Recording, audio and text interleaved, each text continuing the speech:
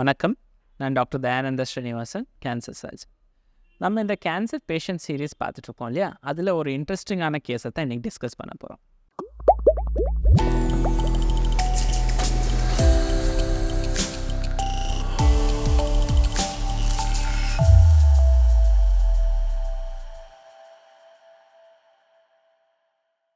ஒரு 35-year-old மேல் patient எங்கள்கிட்ட வந்துட்டு மோஷனில் பிளட் விழுந்துகிட்டே இருக்குன்ட்டு வந்திருந்தார். சில டைம் ரத்தம் கட்டி கட்டியாக கூட பாஸ் பண்ணுறேன்னு சொன்னார். நம்ம ஹிஸ்ட்ரியை விசாரித்தப்போ அவங்க ஃபேமிலியில் 2 பேஷண்ட்டுக்கு ஏற்கனவே இந்த கோலான் கேன்சர் இருந்தது தெரிய வந்தது. ஸ்ட்ராங் ஃபேமிலி ஹிஸ்ட்ரி இருந்ததுனாலையும் மோஷனில் பிளட் விழுகிறதுனாலையும் நாம் அவங்களுக்கு ஒரு கொலனோஸ்கோப்பி ரெக்கமெண்ட் பண்ணோம். இந்த கொலனோஸ்கோப்பியில் அவங்களுக்கு ரெக்டம், அதாவது மலக்குடலில் இருந்து ஆரம்பித்து கம்ப்ளீட்டான கோலான், ஃபுல் பெருங்குடலில் ஆயிரக்கணக்கான பாலிப்ஸ் கட்டிங் இருக்கிறது தெரிய வந்தது. இந்த கட்டிங்கிலேருந்து சில கட்டிங்கில் பயாப்சி கூட பண்ணோம். இந்த பயாப்சி ரிப்போர்ட்டில் வந்துட்டு அது கேன்சருக்கு முன்னத்து ஸ்டேஜ்னு சொல்லக்கூடிய பாலிப்ஸ் அப்படின்னு டயக்னோஸ் ஆச்சு. இந்த பேஷண்ட்டுக்கு வயிற்றுக்குள்ளேயும் எதனா பாலிப்ஸ் இருக்கா இல்லையான்னு தெரிஞ்சுக்கிறதுக்கு எண்டோஸ்கோப்பியுமே ரெக்கமெண்ட் பண்ணோம். எண்டோஸ்கோப்பியில் எந்த பாலிப்ஸுமே இல்லைன்றத தெரிய வந்துச்சு. சில சிடி ஸ்கேன் பண்ணுறது மூலமாக வயிற்றில் வேறு எதனா கட்டி வளர்ந்துருக்கானுமே டெஸ்ட் பண்ணோம்.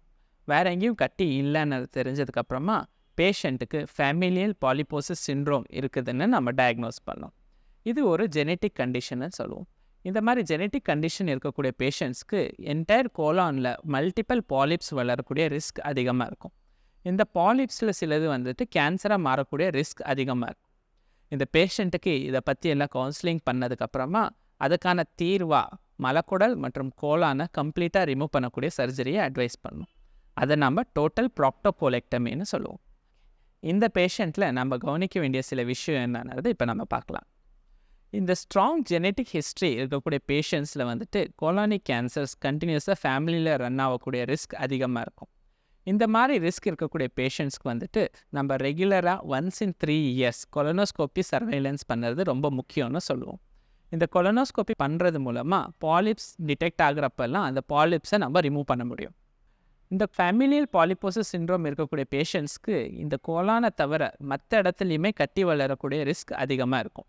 அதனால் அந்த பேஷண்ட்ஸ் ரெகுலரான ஃபாலோஅப்பில் இருக்கிறது ரொம்ப அவசியம். இந்த மாதிரி கோலான் ரிலேட்டடாக அல்லது ஃபேமிலியல் கேன்சர் ரிலேட்டடாக உங்களுக்கு எதனா டவுட்ஸ் இருந்துச்சுன்னா கமெண்ட் செக்ஷனில் பதிவு பண்ணலாம். நன்றி.